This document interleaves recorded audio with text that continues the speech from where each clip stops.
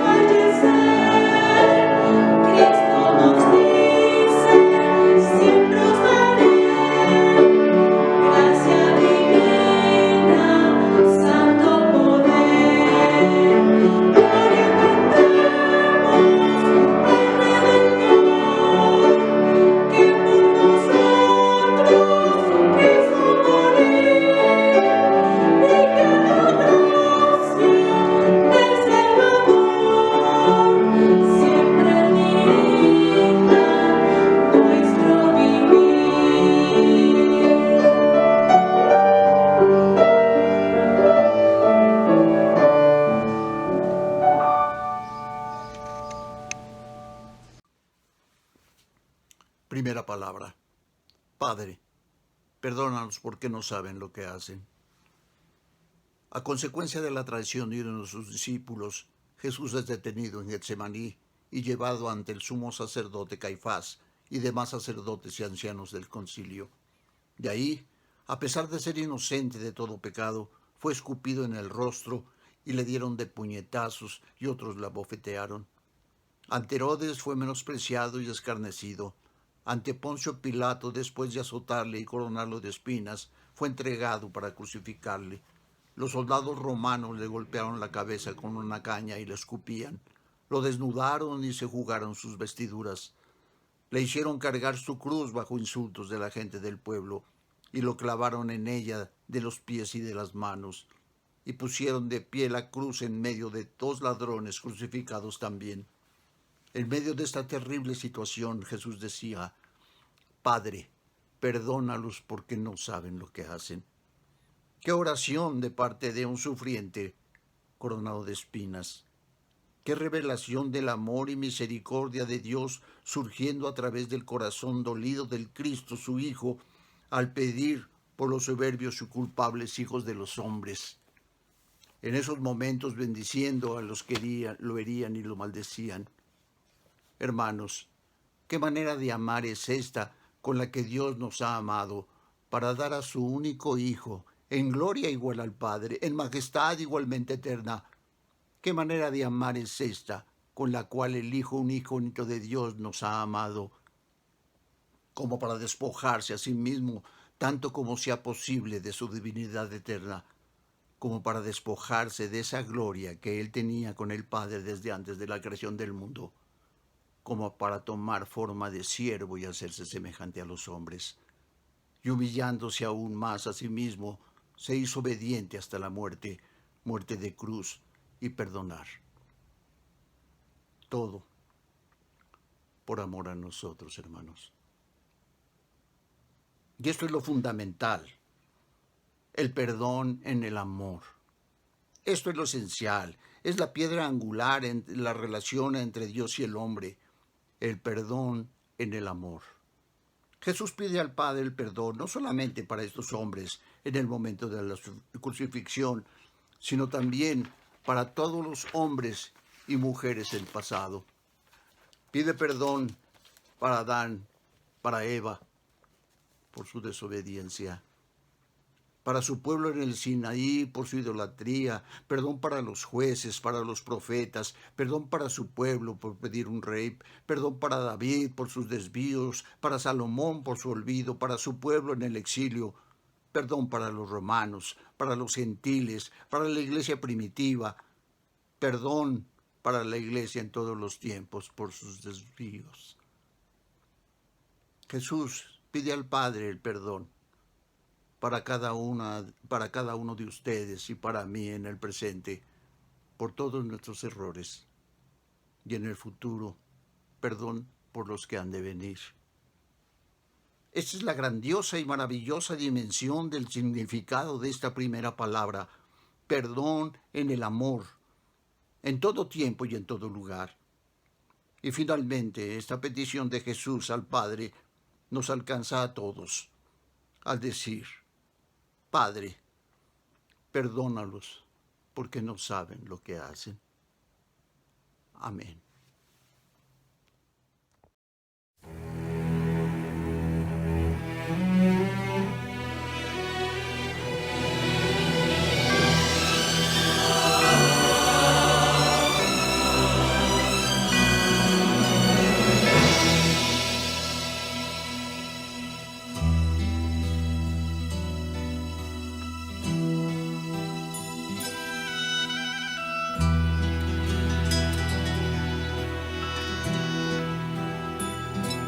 Por la vía dolorosa, triste día en Jerusalén, los soldados le abrían paso a Jesús,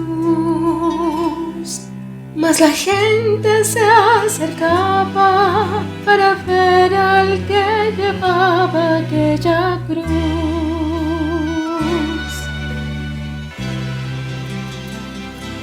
Por la vía dolorosa caminó el buen Jesús, dando tumbos pues llevaba aquella cruz. Caminaba vacilante, mas Jehová lo sostenía con su luz. Por la vía dolorosa, que es la vía del dolor, como oveja vino Cristo, Rey y Señor, y fue Él quien quiso ir por su amor, por ti, por mí. Por la vía dolorosa al Calvario fue a morir.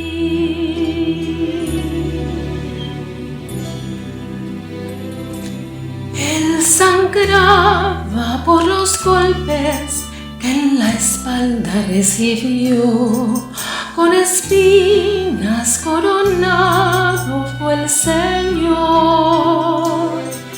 y en cada paso vio el desprecio de la gente que él amó. Por la vía dolorosa, que es la vía del dolor, como oveja vino Cristo, Rey y Señor, y fue Él quien quiso ir por su amor, por ti, por mí. Por la vía dolorosa al Calvario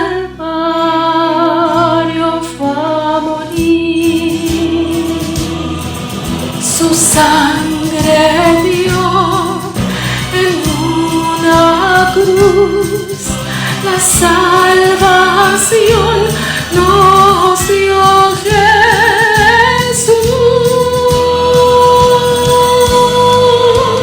Por la vía dolorosa, cual cordero fue Jesús, regalando en su vida por amor,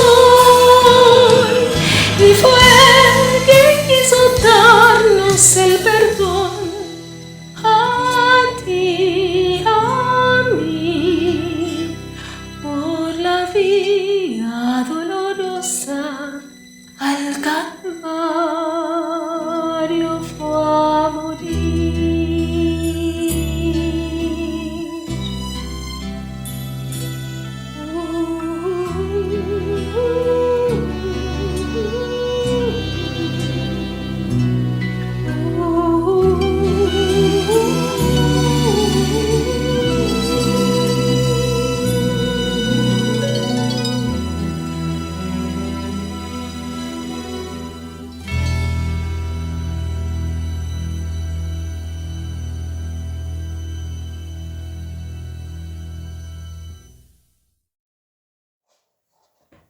Buenas tardes, hermanos. Dios les bendiga en este día. La palabra que a mí me correspondió en este día es: de cierto te digo que hoy estarás conmigo en el paraíso. Lo encontramos en Lucas 23:43. Esto es lo que nos dice la Biblia, que el Señor Jesús contestó al malhechor que estaba a un lado de él. Este era un hombre malhechor, pero a pesar de sus pecados, a pesar de la situación que estaba viviendo, que no tenía nada que perder, él confió en Jesús, que solo él podía ser su salvación. Este hombre pecador, moribundo, tuvo más fe que los demás seguidores de Jesús juntos. Aunque los discípulos seguían amando a Jesús, sus esperanzas por el reino comenzaron a desvanecerse. Muchos se apartaron, como uno de los seguidores dijo con tristeza 2 días más tarde. Pero nosotros esperábamos que Él era el que iba a redimir a Israel. El ladrón, por el contrario, miró al hombre que agonizaba junto a él y dijo: acuérdate de mí cuando vengas en tu reino.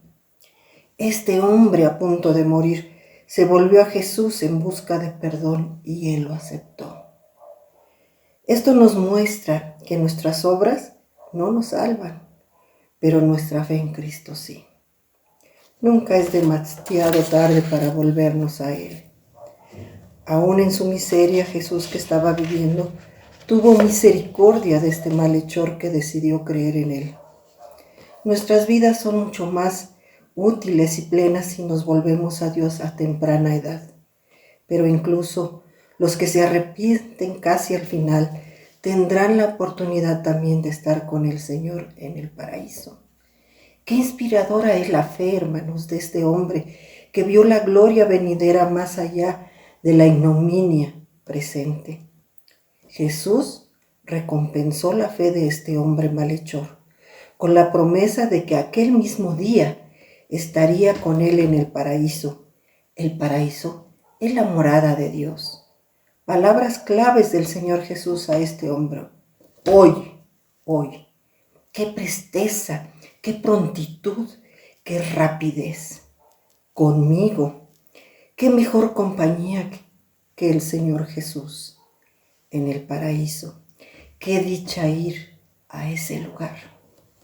Esta historia nos revela la verdad que la salvación está condicionada al arrepentimiento y a la fe.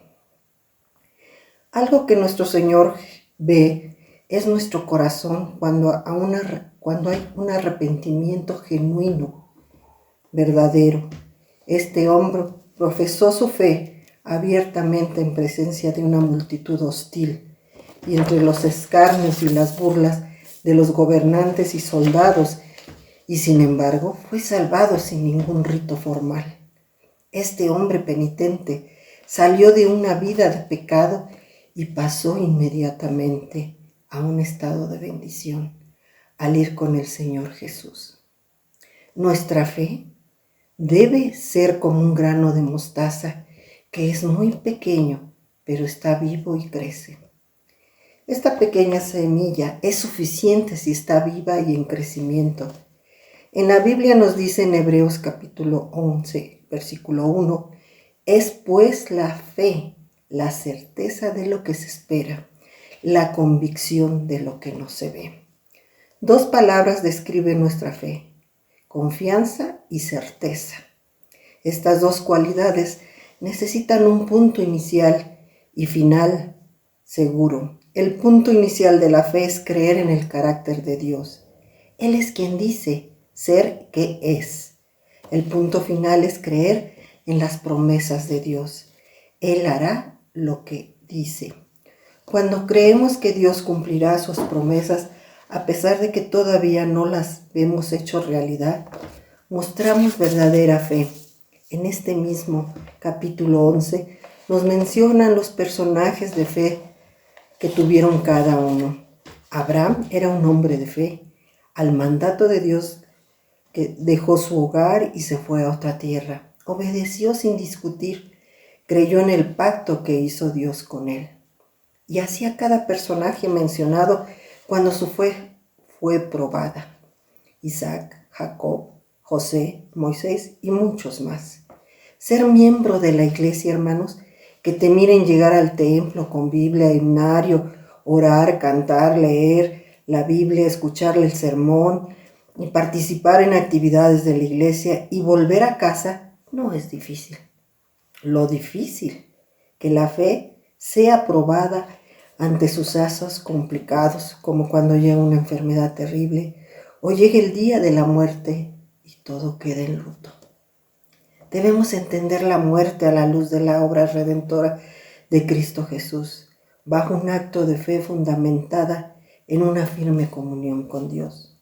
Los tiempos pasan y se presentan nuevos y mayores desafíos para la fe, en medio de una época en que se levantan ideologías de hombres y situaciones complicadas que nuestra fe se puede menguar. Pablo nos indica que como cristianos debemos llevar en alto la fe ante cualquier circunstancia o ideología. La fe se manifiesta con conocimiento. Todo cristiano debe conocer la Biblia como el fundamento y regla de fe y práctica cristiana. Ha de manifestarse en firmes convicciones de fe. Nosotros los cristianos creemos que la Biblia es la palabra de Dios y nuestra fe está fundada en lo que la Biblia dice. La fe resiste el mal. El creyente debe tener muy claro cuál es el papel en este mundo seductor y tentador. Nuestro deber es dar testimonio de nuestra fe, no dejándonos seducir. La verdadera fe transforma nuestra conducta y nuestros pensamientos. Y si nuestra vida no cambia, hermanos, en realidad no creemos las verdades que decimos creer. La fe refleja el amor de Dios. La Biblia nos dice en Mateo 22:37, amarás al Señor tu Dios con todo tu corazón y con toda tu alma y con toda tu mente. Los cristianos deberíamos hacer una evaluación sobre el amor que le tenemos a Dios. ¿Cuánto le amamos en verdad a Dios? Si vivimos para Él o para satisfacer nuestros deseos. Tristemente, muchas personas en la iglesia viven para sí mismos, para adquirir lo que desean, lo que les gusta, lo que les satisface. Se aman a sí mismos, no a Dios. La fe aparta del mal. La fe en Cristo es la que nos hace reconocer que este mundo es vano, engañoso y pasajero. Por la fe que nos dio nuestro Padre Celestial, desechamos lo que es pura vanidad y vamos en busca de lo que permanece para siempre. El don maravilloso de la fe nos da lentes especiales para ver correctamente el sistema corrupto de este mundo, que promete en realidad es tan falso, vacío y mentiroso. Por fe, damos la espalda a todas esas formas de vida, de vanagloria y abrazar las benditas promesas de Dios. Pongamos pues la mirada en lo eterno y seremos victoriosos. Mientras estemos en este mundo, debemos estar siempre vigilantes y fortaleciéndonos en Cristo día a día, puesto que todo ser humano es atraído en algún momento de la vida por las cosas que este mundo ofrece. Pero recuerden, amados hermanos, que nosotros esperamos algo mucho mejor.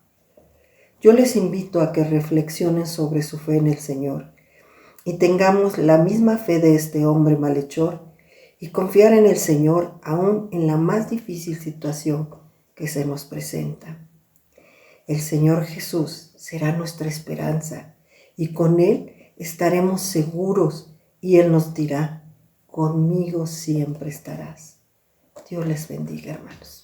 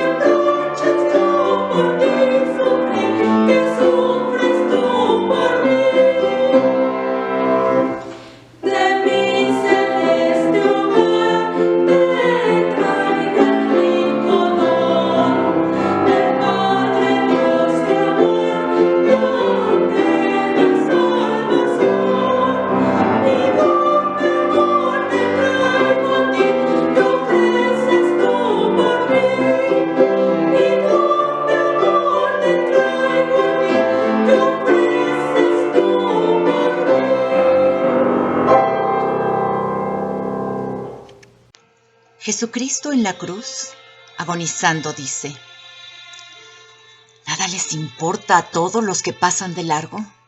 Miren y vean si hay dolor como el mío. Tiempo más tarde, el apóstol Pablo expresa: Dios prueba que nos ama, porque aun siendo pecadores, Cristo murió por nosotros. Y hoy lo que es nuestra afirmación de fe, Juan el Bautista lo proclama desde el primer momento en el que vio a Jesús. Este es el Cordero de Dios que quita el pecado del mundo. Amén.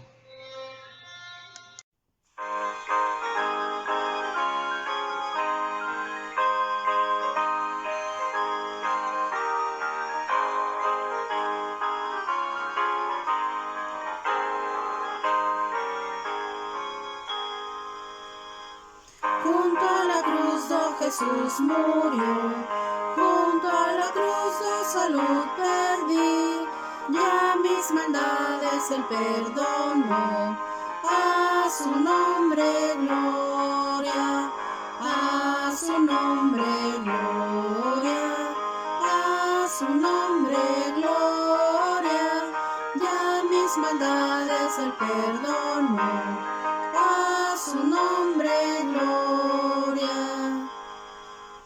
Junto a la cruz donde le busqué, cuán admirable perdón me dio. Ya con Jesús siempre viviré, a su nombre gloria, a su nombre gloria, a su nombre gloria. Ya mis maldades él perdonó, a su nombre gloria. Fuente preciosa de salvación, qué grande gozo yo pude hallar al encontrar en Jesús perdón, a su nombre gloria, a su nombre gloria, a su nombre gloria. Ya mis maldades él perdonó, a su nombre gloria. Tu pecador que perdido estás, hoy esta fuente ven a buscar, paz y perdón encontrar podrás, a su nombre gloria, a su nombre gloria, a su nombre gloria. Ya mis maldades él perdonó, a su nombre gloria. Primera palabra. Cuando vio Jesús a su madre y al discípulo a quien él amaba, que estaba presente, dijo a su madre: Mujer, he ahí tu hijo. Después dijo al discípulo: He ahí tu madre. Y desde aquella hora el discípulo la recibió en su casa. Esta palabra, hermanos, es de incomparable consuelo y amparo. La escena del Calvario es conmovedora. Es el cuadro de una madre amorosa que está a los pies de su hijo que sufre de una manera infame la cruz. Para este momento casi todos los seguidores de Jesús han desaparecido por miedo, por temor a la autoridad, a las represalias. Solamente está su madre con un grupo de mujeres piadosas y el discípulo amado. Nuestro Señor Jesucristo muestra su amor de una manera muy especial, porque su madre es el amor más puro que Él tiene, que Él ha tenido sobre la tierra, que le recuerda, aún en esos instantes de la cruz, las horas felices de su niñez y también seguramente los momentos gratos de haber vivido en la adolescencia y en la juventud. Imaginémonos entonces que ahora la contempla en un océano de dolor, como normalmente decimos, en un baño de lágrimas, conmovido, preocupándole muchas cosas, porque la condición en la que la podría dejar no es muy buena. Tal vez José para ese momento ya no estaba, no lo sabemos. Además, pronto quedaría sin la presencia física de su hijo primogénito. El desamparo y la soledad harán crisis en su vida. Y seguramente entonces, por eso nace esta palabra, reconociendo que en el discípulo tendrá un refugio y un cuidado.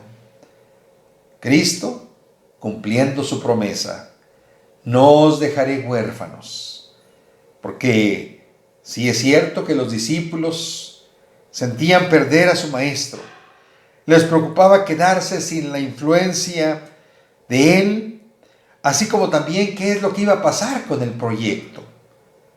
Levanta entonces este discípulo, levanta los ojos y contempla al Salvador, al Maestro, ahora bañado en sangre, y lo contempla también viendo cómo el Maestro baja su mirada y ve a su madre bañada en lágrimas de dolor. Jesús, hermanos y hermanas, que ve lo profundo del corazón humano, se da cuenta de todo lo que pasa alrededor de su madre, alrededor del discípulo amado, de manera que le consuela de una manera maravillosa, diciendo: mujer, ahí está tu hijo, y al hijo, ahí está tu madre. Palabra seguramente que es para la familia. Una familia, una madre, un padre, una experiencia que ha vivido y que está viviendo en este caso el maestro y que ve la realidad de las cosas. Una palabra para una familia que pierde a su ser querido o a sus seres queridos, que se queda con la incertidumbre. ¿Y ahora qué voy a hacer? ¿Y ahora cómo le voy a hacer? ¿Y ahora quién va a estar conmigo? ¿Y ahora quién me va a acompañar? ¿Y ahora quién va a hacer esto o quién va a hacer aquello? ¿Y ahora quién va a traer el sustento? ¿O ahora en quién me voy a refugiar? ¿O ahora quién me va a acompañar? ¿Cómo le voy a hacer? Experiencias, hermanos y hermanas, que hoy, a un año de todo lo que estamos viviendo, a un año de las experiencias más terribles que nos ha pasado durante este tiempo, hoy, hermanos, hoy a un año de todo lo que hemos pasado en el mundo, en nuestro país, en nuestra ciudad, en nuestra colonia. ¿Cuántos no han pasado por estas circunstancias? ¿Cuántos padres han visto perder a su hijo, a su hija o a sus hijos? ¿Cuántos hijos han visto perder a su padre o a su madre o a ambos? ¿Cuántos no han perdido a sus seres queridos y ni siquiera han tenido la oportunidad de despedirse de ellos? Con toda seguridad eso es desgarrador. Eso ha sido desgarrador, doloroso, triste. Pero por ello ahora está esta palabra también que nos refiere a Jesús tan humano, tan preocupado por su madre, que de una manera muy especial, estando allí en la cruz, baja para verla, baja para verlos. Y entonces ahora con esta palabra de amparo y consuelo, de fortaleza y de ánimo, podemos también tener la seguridad de que Él se ha preocupado no solamente por ella y por ellos, sino por usted y por mí hasta el día de hoy. De tal manera que Dios es fiel y Él habrá de dar el consuelo necesario para nuestra vida. De tal manera que en medio de los temores, en medio de la incertidumbre, en medio de tantas preguntas que podemos hacernos y muchas de ellas tal vez sin respuestas para cada uno de nosotros, hoy también, así como Jesús vio a su madre y vio a su discípulo y a cada quien los encomendó, ahora también, hoy que Jesús ve nuestro dolor, ve nuestra tristeza, ve nuestro desamparo, ve nuestra angustia, ve todo lo que hay aquí en el corazón y aquí en nuestros pensamientos. Hoy también esta palabra viene a cada uno de nosotros y nos da esperanza de que no estaremos solos. Él permanecerá con nosotros. Amén. Hermanos, buenas tardes. Que estén todos bien, que Dios les bendiga. Hoy me tocó compartir con ustedes la cuarta palabra, que es Elí, Elí, lama sabactani. Los invito a que oremos y pongamos dirección a Dios. Bendito Señor, hoy estamos delante de ti como congregación para pedirte sabiduría, para pedirte dirección, Señor, a través de tu Espíritu, y que podamos entender, Señor, el acto que tú hiciste en esa cruz. Ayúdanos, Padre, para ir discerniendo tu palabra y comprendiendo y siendo obedientes a ti, a través de Cristo nuestro Señor. Amén.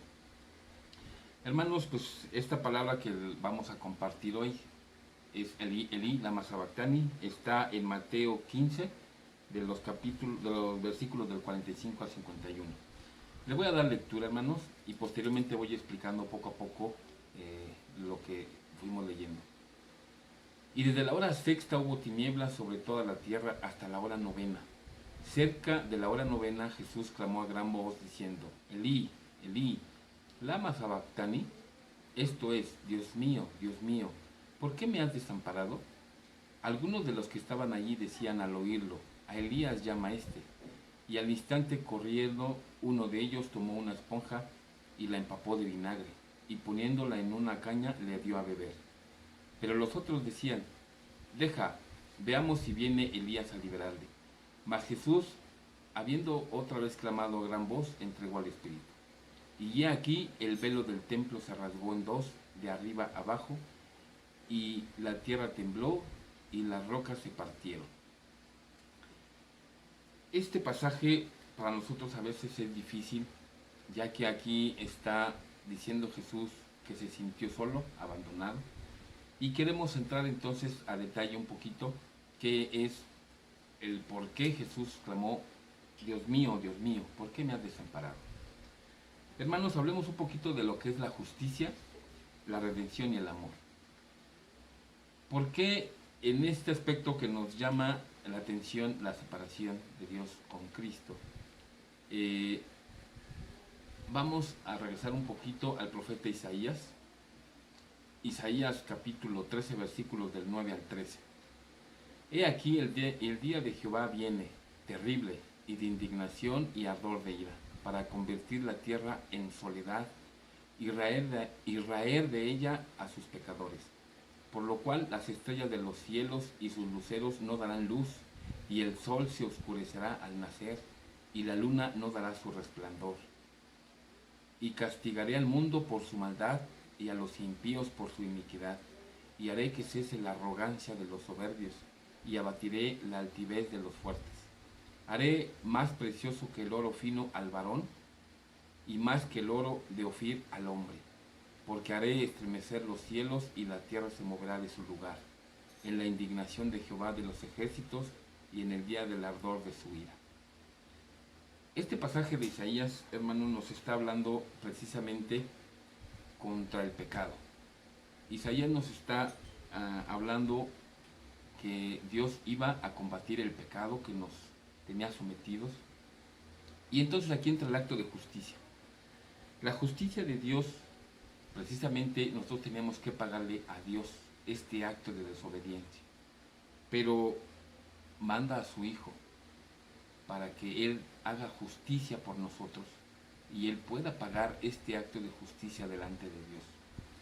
Precisamente este acto de justicia está en este pasaje que acabamos de leer, pero también quiero leerles el libro de Marcos, el Evangelio de Marcos 15, a partir del versículo 25, dice: y era la hora tercera cuando le crucificaron.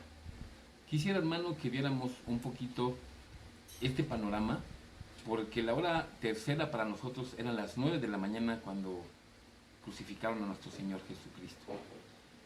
Y dice que a partir de la hora sexta, dice que hubo tinieblas, que para nosotros vienen siendo las 12, el mediodía, hasta las 3 de la tarde, hasta la hora novena. Entonces Cristo estuvo 6 horas en la cruz, hermano, en esta agonía en el cuerpo, donde Él estuvo sufriendo. Y ese acto de justicia que estuvo haciendo nuestro Señor Jesucristo en este acto, precisamente es el acto de justicia que Dios le estaba requiriendo, porque son 3 horas de luz, precisamente de 9 a 12, ¿sí? Y los otros las 3 horas de 12 a 3. No sabemos qué pasó, hermanos, pero esa oscuridad es cuando Dios estaba pasando en Cristo todos los pecados, estaba cargando toda la maldad de nosotros. Él estaba llevando en el cuerpo todo lo que nosotros nos contamina, y lo estaba llevando Jesús. Ese era el acto de justicia, que ante Dios alguien tenía que pagar. Y Jesús en ese acto está pagando todos nuestros errores, todas nuestras flaquezas, todo nuestro pecado. Y ante Dios lo está borrando. Está pagando por esta culpa. Ese es el acto de justicia. Por eso es que Jesús clamó: Elí, Elí, lama sabactani, porque Él se sintió desamparado en el cuerpo. Sí, su espíritu estaba vivo, pero su cuerpo es el que estaba llevando esta carga tan pesada. Y aquí también quisiera que viéramos el acto de redención. Este acto de redención, hermanos, lo que está llevándonos este acto que hizo nuestro Señor Jesucristo es un poquito lo que nos llama la atención con Ruth, Boz y Noemí. Que Ruth y Noemí fueron restablecidas de sus cosas a través de Boz, que era el pariente más cercano y que fue el que le redimió tanto a su persona de ellas, tanto a Ruth como a Noemí, y también sus pertenencias. Entonces, el acto de redención que nos está mostrando Jesús también ahí, es que Él nos está regresando nuestra libertad, nos está regresando nuestra dignidad, ¿sí? Pero también está regresando la paz con Dios. Entonces, nos está ayudando a nosotros como personas, pero también está regresando lo que habíamos perdido con Dios. Este es un acto de redención. Y el acto de amor, que es lo que incluye todo esto, del por qué nuestro Señor, en este acto de amor por nosotros, porque dice que nos amó con un amor que no podemos comprender como seres humanos. Cómo fue que nos amó y se entregó por nosotros, para que nosotros estuviéramos con Él y Él estuviera con nosotros. Entonces, hermanos, yo quisiera que comprendiéramos un poquito este acto en donde nuestro Señor Jesucristo nos está dando este ejemplo de justicia, porque también a nosotros nos pide que hagamos justicia, porque Él quiere de nosotros la justicia, quiere que practiquemos la justicia y que los resultados de la justicia para nosotros es paz, es reposo. Y este acto de justicia para nosotros es bueno, es agradable delante de Dios. Hermanos, en este acto de amor también quiero meter el por qué Cristo, ¿sí?, en este acto de las 6 horas de agonía, Juan también nos dice que dio testimonio de que Él era la vida, de que Él era el amor. Y para concluir, hermanos, lo que nos está hablando del amor, y el amor es Dios a través de Cristo.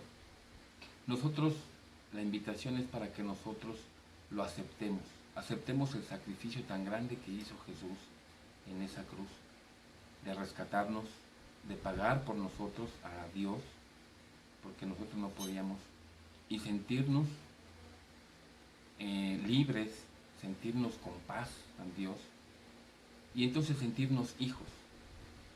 Este acto que hizo nuestro Señor Jesucristo y de sufrir por nosotros, nos hace pensar y nos lleva, hermanos, a que meditemos en estas fechas, y no en estas fechas, sino siempre, en que llevemos ese acto en nuestro corazón, en nuestra mente, y seamos agradecidos con Dios, porque a partir de esa fecha nosotros tenemos libertad, hemos recuperado nuestra paz con Dios, hemos también recuperado muchas cosas que habíamos perdido, y Satanás no tiene nada que ver con esto. En ese acto de justicia, Cristo le pagó a Dios todo lo que nosotros debíamos, porque nosotros pertenecíamos a Dios, y no se le pagó a nadie más, sino más que a Dios en ese acto.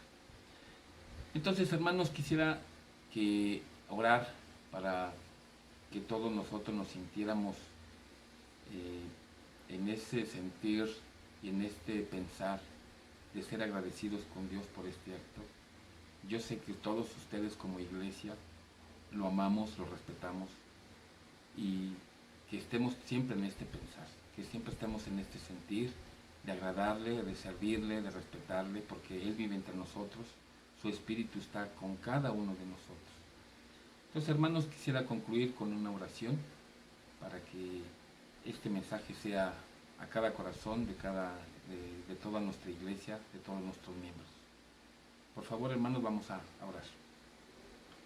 Bendito Señor, hoy, Padre, que estamos delante de ti agradecidos porque nos has rescatado, nos has perdonado a través de Cristo, y nos permites hablarte, nos permites regocijarnos en ti, estar contentos y alegres y en júbilo, Señor, porque hemos sido rescatados por ti.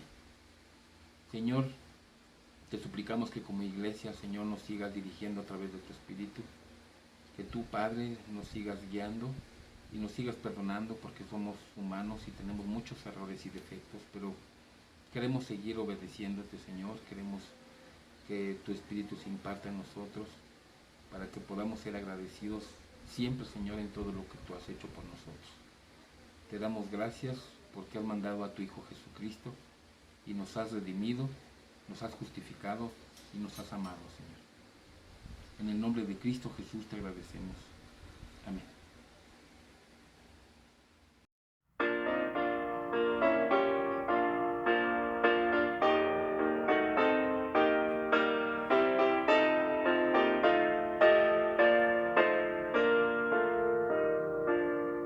En el Gólgota vi levantarse una cruz, expresión de vergüenza y dolor.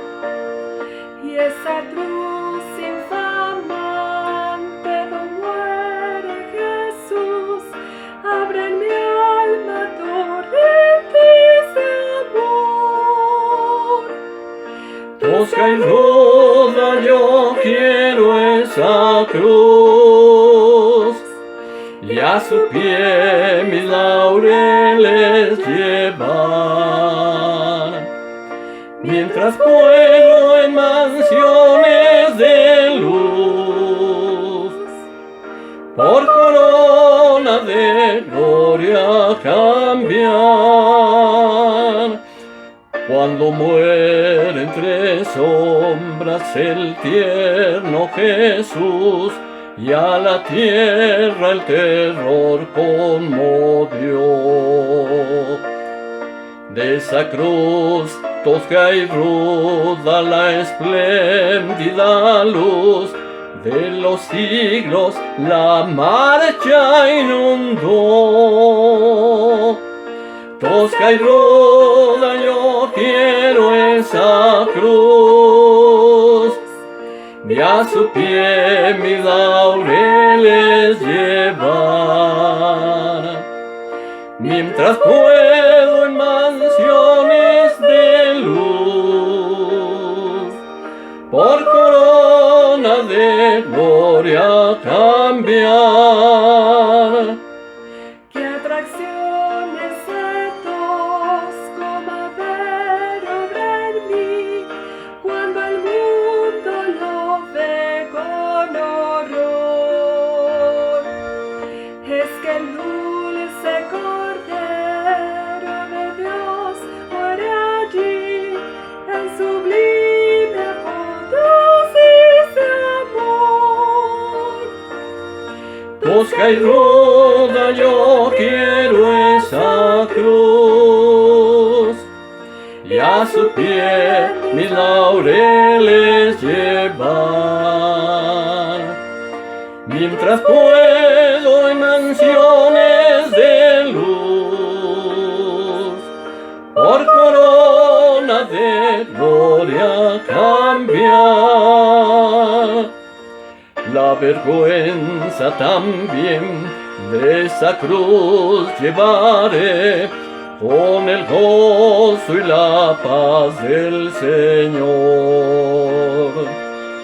Porque nunca en la sombra jamás viviré, que esa cruz me dará su esplendor. Tosca y ruda yo quiero esa cruz, y a su pie mis laureles llevar, mientras puedo en mansiones de luz, por corona de gloria cambiar.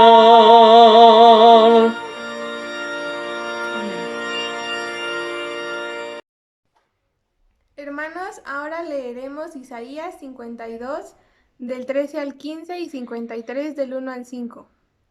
He aquí que mi siervo será prosperado, será engrandecido y exaltado, y será puesto muy en alto.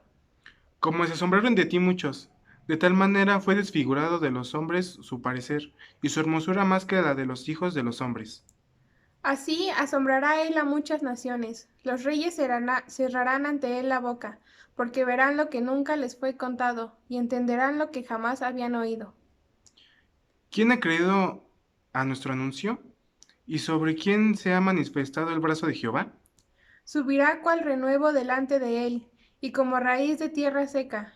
No hay parecer en él ni hermosura. Le veremos más sin atractivo para que le deseemos. Despreciado y desechado entre los hombres, varón de dolores, experimentado en quebranto.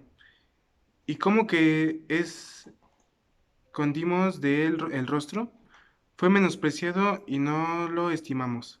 Ciertamente llevó él nuestras enfermedades, y sufrió nuestros dolores, y nosotros le tuvimos por azotado, por herido de Dios y abatido. Mas el herido fue por nuestras rebeliones, molido por nuestros pecados. El castigo de nuestra paz fue sobre él, y por su llaga fuimos nosotros curados. Amén. Quinta palabra. Después de esto, sabiendo Jesús que ya todo estaba consumado, dijo, para que la escritura se cumpliese, tengo sed.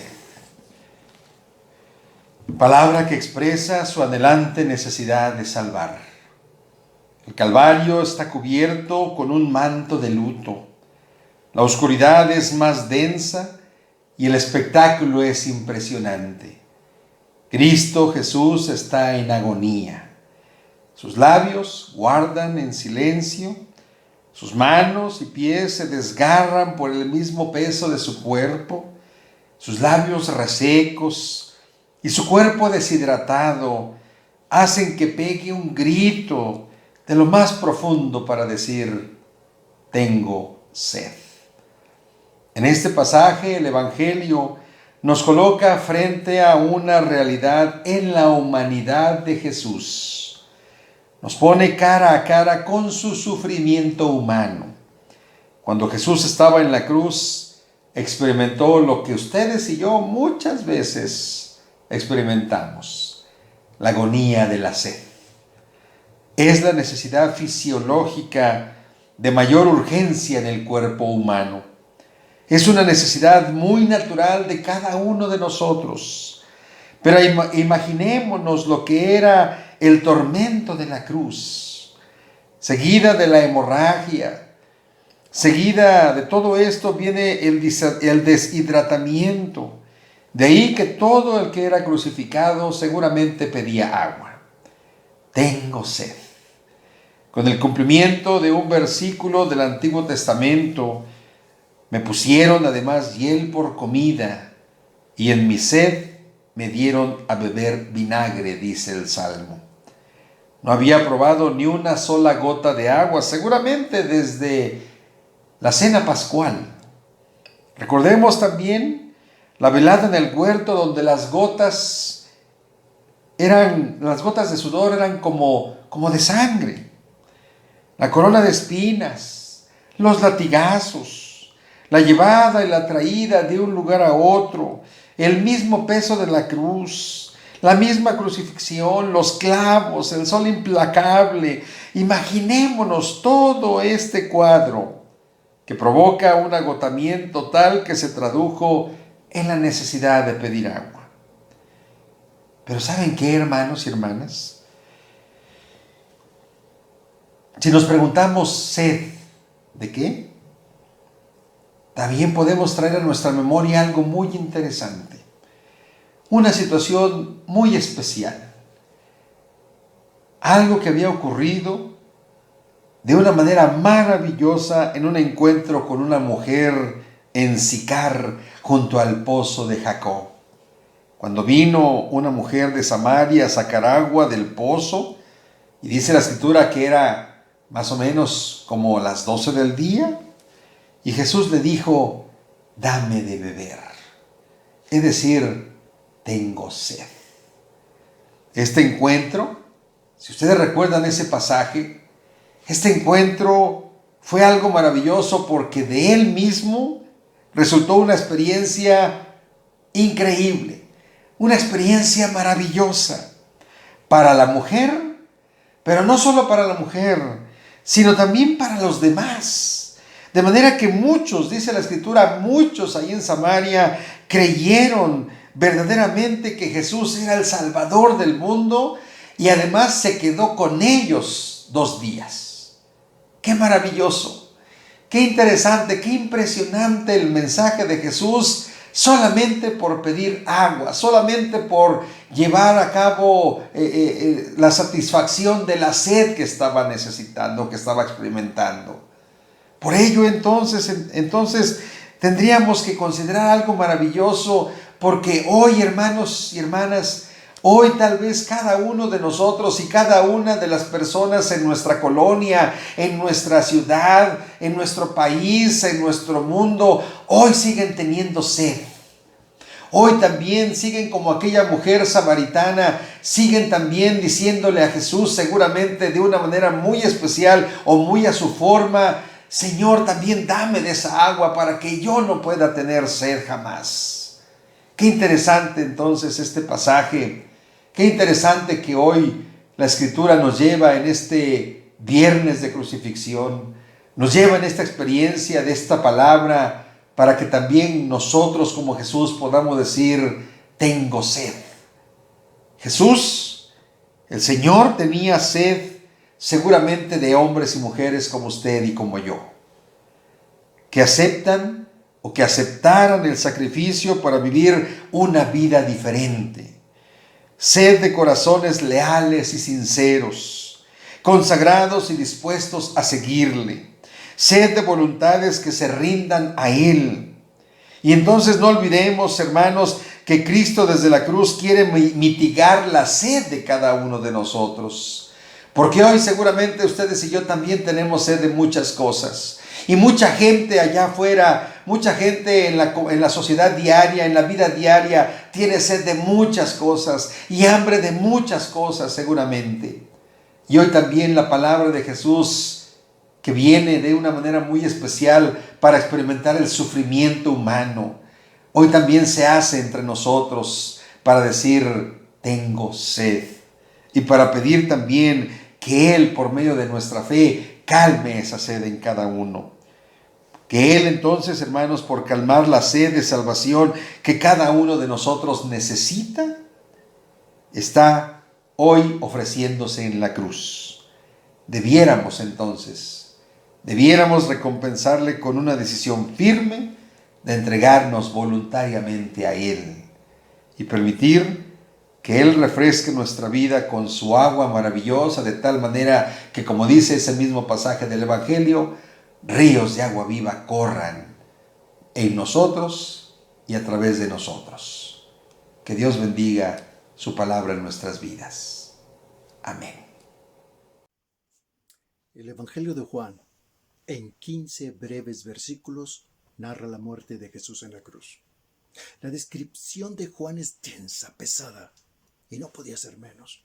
Aquel que puso su escenario entre nosotros y que es la luz del mundo, como dice Juan al inicio de su Evangelio, estaba por llegar al momento culminante de su obra, para después dejar caer el telón. No hay lugar a dudas que el escenario final es de muerte. De hecho, ese escenario final lleva el nombre de Gólgota, que en hebreo significa calavera. Con solo decir calaveras se genera una imagen muy concreta que evoca la muerte. Justo en ese lugar llamado calavera, Juan nos dice que Jesús está en una cruz. Pero Juan nos presenta a Jesús como rey, un rey desnudo, cuyo trono tiene forma de cruz. Y la corte de este rey está formado por un par de ladrones a su lado y un ejército que se juega en suerte las ropas del rey que está desnudo. Y para que quede claro a los lectores que Jesús es rey, se le ha puesto un letrero que tiene escrito: Jesús de Nazaret, rey de los judíos. Estas palabras escritas tienen efectos sobre la gente, especialmente sobre los judíos. Cuando ven aquel letrero y leen lo que dicen, se enojan. Porque para el colmo de ellos, el título está escrito en hebreo, griego y latín de tal forma que dice Juan que muchos de los judíos leyeron ese letrero porque el lugar donde Jesús fue crucificado estaba cerca de la ciudad. ¿Por qué es relevante este título? Porque en el Evangelio de Juan está relacionado directamente con las palabras finales de Jesús: consumado es.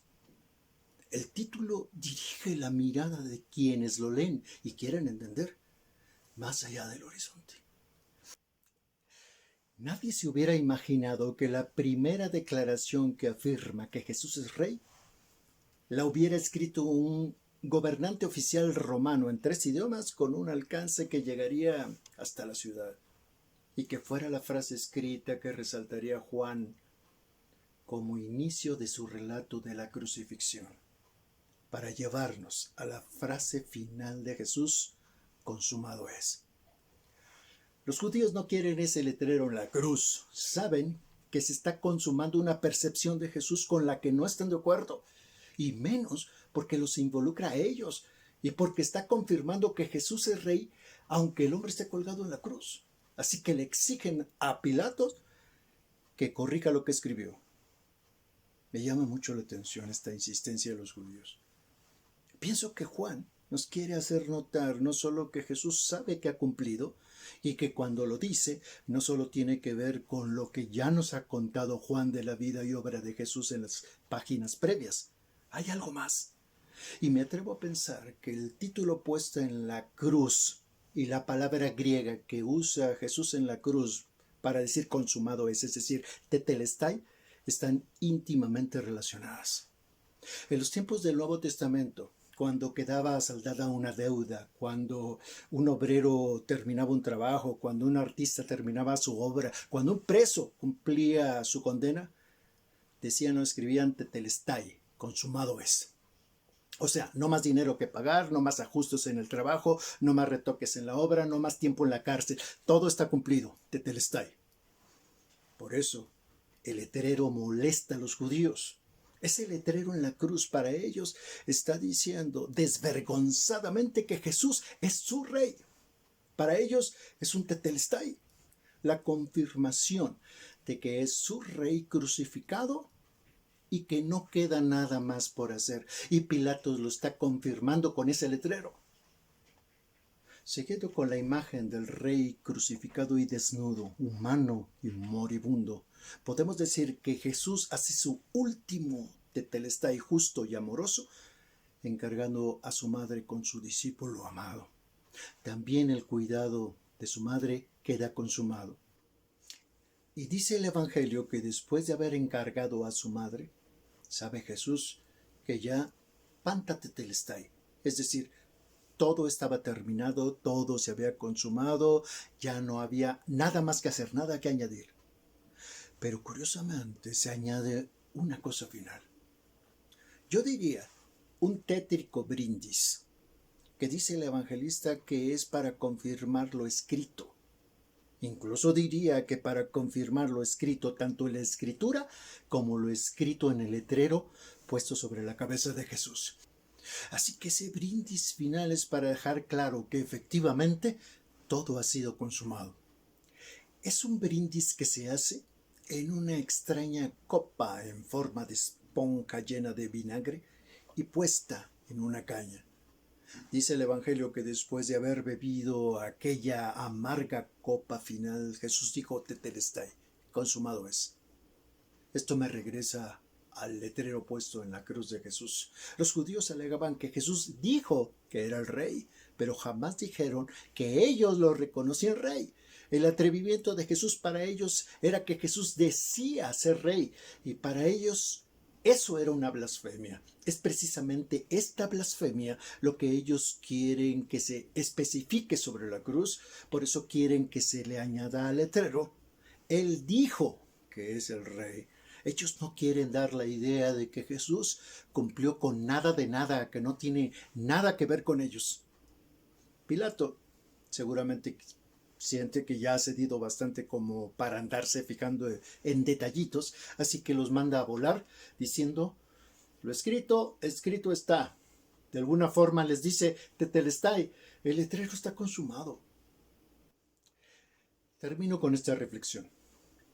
El relato de Jesús, narrado por Juan Inicia con el letrero puesto sobre la cruz, escrito en las 3 lenguas del mundo conocido de entonces, puesto ahí por el gobierno romano, un gobierno oficialmente constituido, y termina con Jesús, quien sabía que había cumplido con su misión y lo dice de viva voz: consumado es.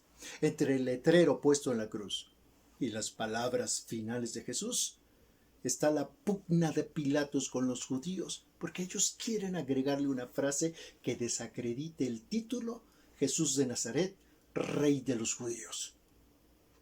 Pero, como dijo Pilatos, lo que escrito está. Y como dijo Jesús, consumado es. Y el título queda ahí.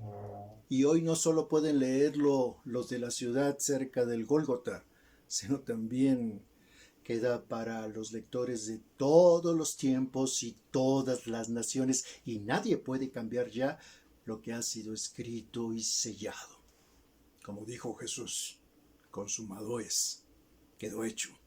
Y la obra de Jesús queda ahí para seguir transformando vidas en todos los tiempos y en todas las naciones. Pilato, sin saberlo, se convirtió en el redactor del primer y más corto evangelio de las palabras oficiales de la fe, que se extendería por todos lados. Jesús de Nazaret, Rey de los Judíos. Jesús, sabiendo que había cumplido su obra, es quien consuma lo que dice ese letrero, de tal modo que no solo es el Rey de los Judíos, sino que es el Rey de todas las naciones, es el Rey de todos los tiempos.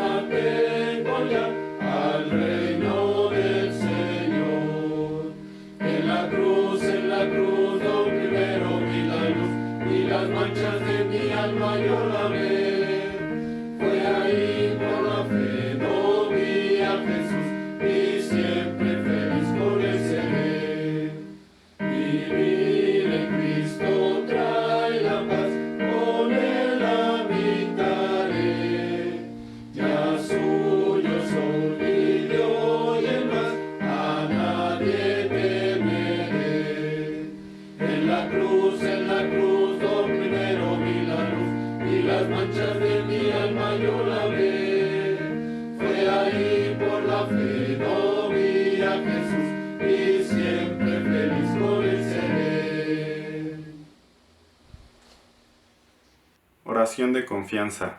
Todopoderoso y eterno Dios, que has dado a tu Hijo para que muriera por nosotros en la cruz a fin de librarnos del pecado, ayúdanos de tal modo a recordar en acción de gracias la pasión de nuestro Señor, que podamos tener la certidumbre del perdón de nuestros pecados y de la salvación eterna. Por el mismo Señor y Salvador nuestro, Jesucristo tu Hijo. Amén. Sin embargo, los principales sacerdotes y escribas buscaban cómo matarle, y entró Satanás en Judas Iscariote, uno de los 12, y habló con ellos para entregar a Jesús. Y comenzaron a acusarle diciendo: a este hemos encontrado que pervierte a la nación. Entonces Pilato, convocándoles, les dijo: me habéis presentado a este como un hombre que perturba al pueblo, pero no he hallado en él ningún delito. Mas ellos instaban a grandes voces: ¡crucifícale!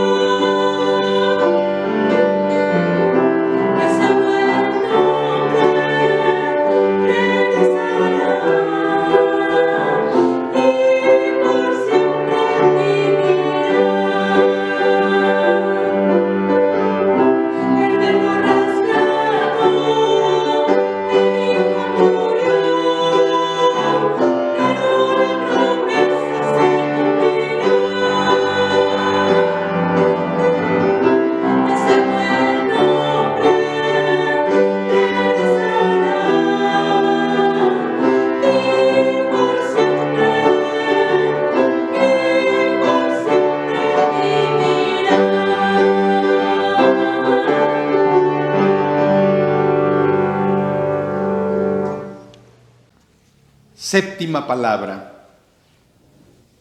Entonces Jesús, clamando a gran voz, dijo: Padre, en tus manos encomiendo mi espíritu. Y habiendo dicho esto, expiró. Hoy, hermanos, no solo la palabra, sino que la realidad de la muerte está muy presente entre nosotros. Hemos sabido de más de 2.679.000 decesos en el mundo por esta contingencia, por esta pandemia, y más de 200.000 muertos en México. Y de ellos y de ellas, Muchos han sido miembros de nuestras congregaciones, de nuestras familias, de nuestros amigos, de nuestros vecinos y aún de aquellas personas que no conocemos.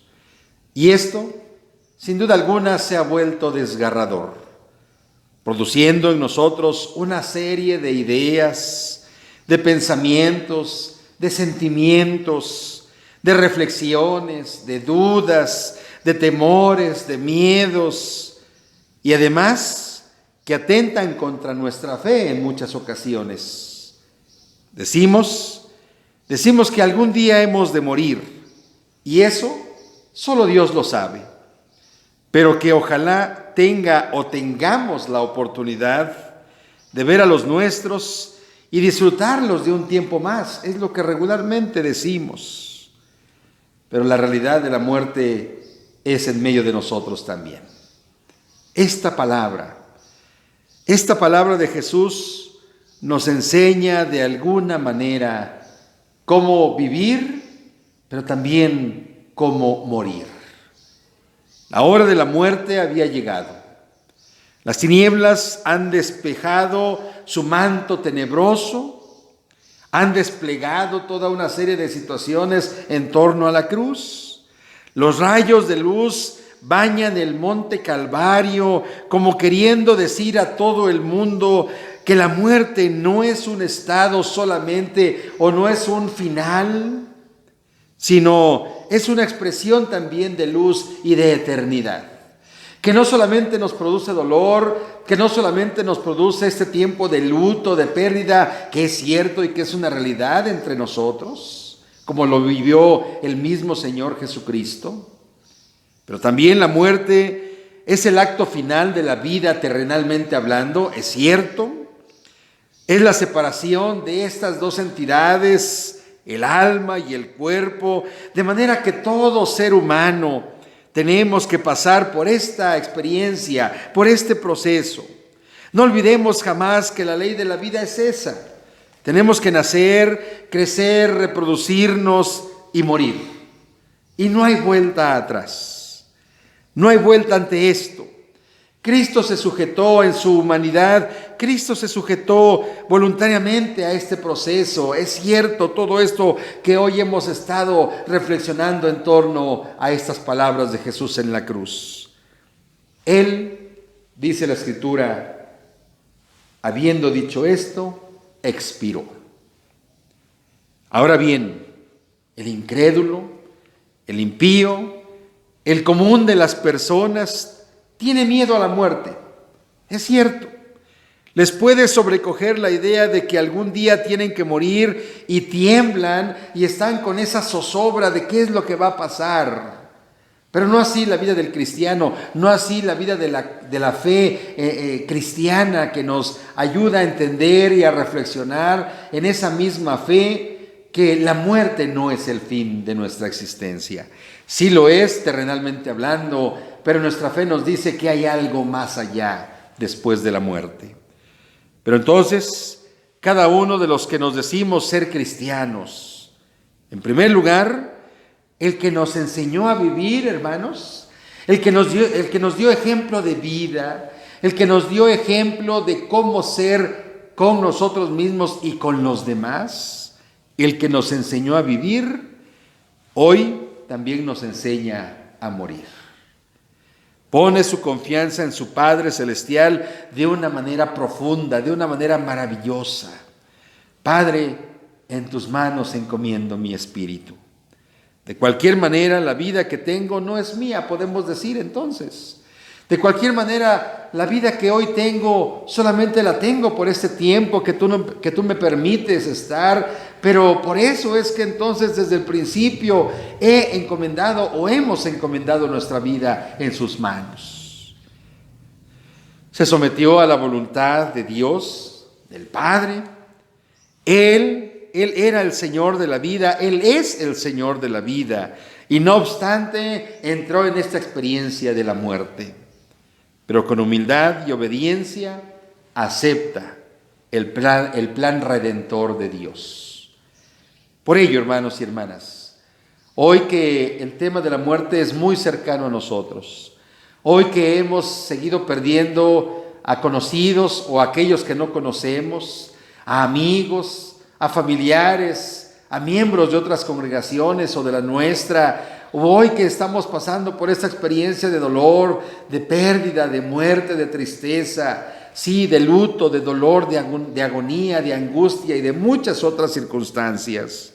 Hoy, hermanos y hermanas, que celebramos este tiempo de la Semana Santa y este viernes de crucifixión, hoy también recordemos que fue el amor que Jesús tuvo y ha tenido y tiene por la humanidad. Fue el amor lo que le llevó al patíbulo. Su ofrecimiento fue voluntario. A sus discípulos les había dicho: nadie me quita la vida, sino que yo mismo la pongo. Tengo poder para ponerla y tengo poder para volverla a tomar, dice el Evangelio de Juan. Pero aquí está el Señor, en su cátedra divina, dándonos su vida como un ejemplo. Y el drama de la cruz, que sí es doloroso, que sí nos deja consternados, hermanos, porque el Señor Jesús muere por toda la humanidad, así como cuando también alguien cercano a nosotros muere y nos duele y nos entristece. También este drama de la cruz terminaba con una enseñanza acerca de la muerte.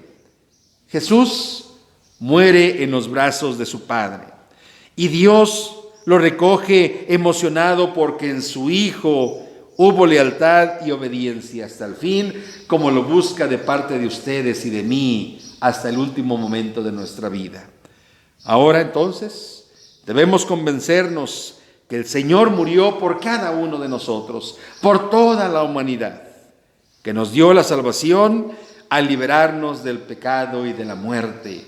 Y por ello entonces, con las mismas palabras de Jesús que dice: Padre, en tus manos encomiendo mi espíritu, que de esta manera también, hermanos, hoy, en este día, tengamos la firme confianza y la plena seguridad de poder decirle a nuestro Dios, a nuestro Padre: en tus manos encomiendo mi espíritu, en tus manos encomiendo mi vida, en tus manos la sigo encomendando y también encomiendo la vida de mis seres amados, de tal manera que podamos caminar en esta jornada de la fe sabiendo que no estamos solos y sabiendo que también aquel Padre que envió a su Hijo a morir por nosotros es el que nos sigue acompañando hasta el final de los tiempos.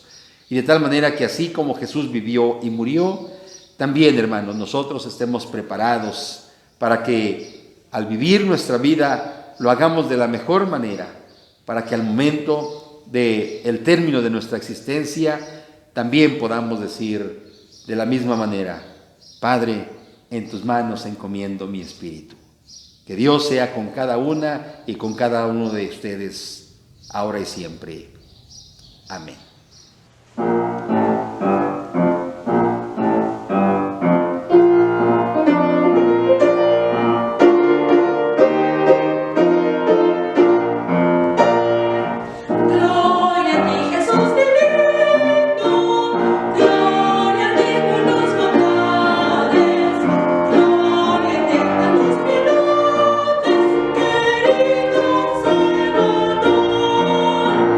Gloria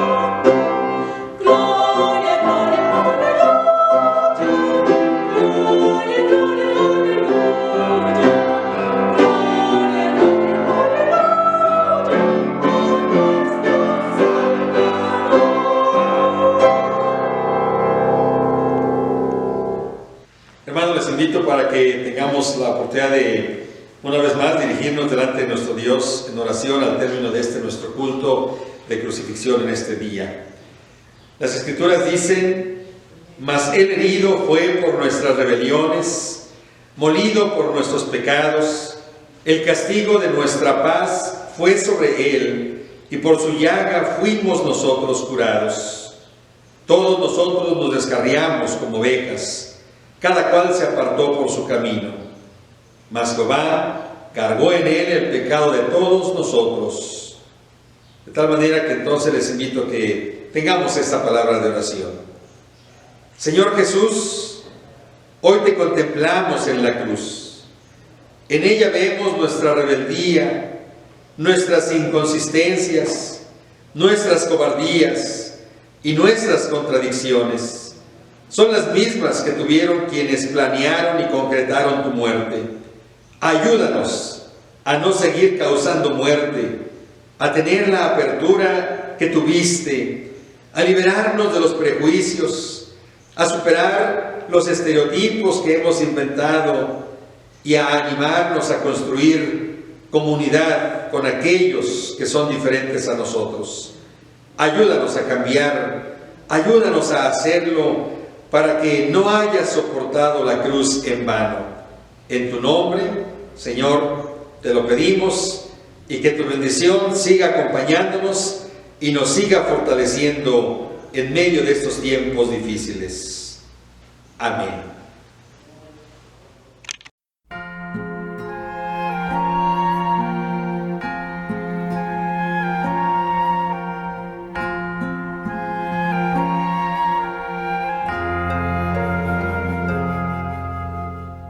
El cielo hoy nublado está,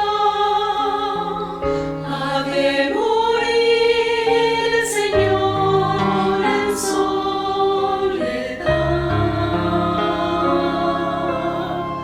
El Rey se va, cuánto dolor día es de oscuridad.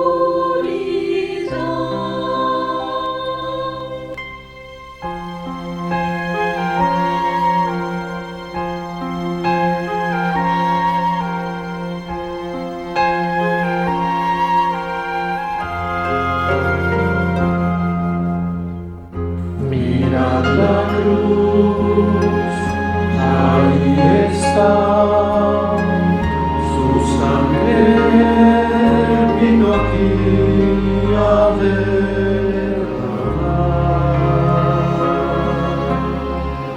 Verbo de Dios se dio por mí, día es de oscuridad.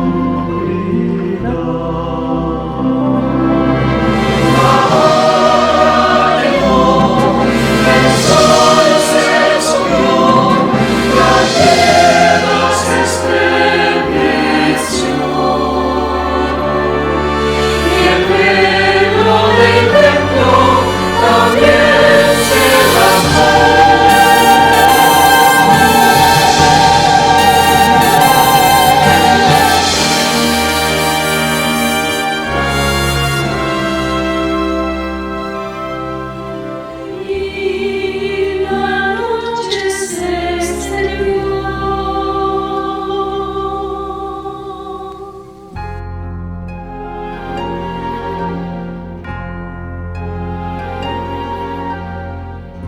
Ruido no hay en el lugar donde el Señor puesto fue a descansar. El precio ya pagado fue, día es de oscuridad.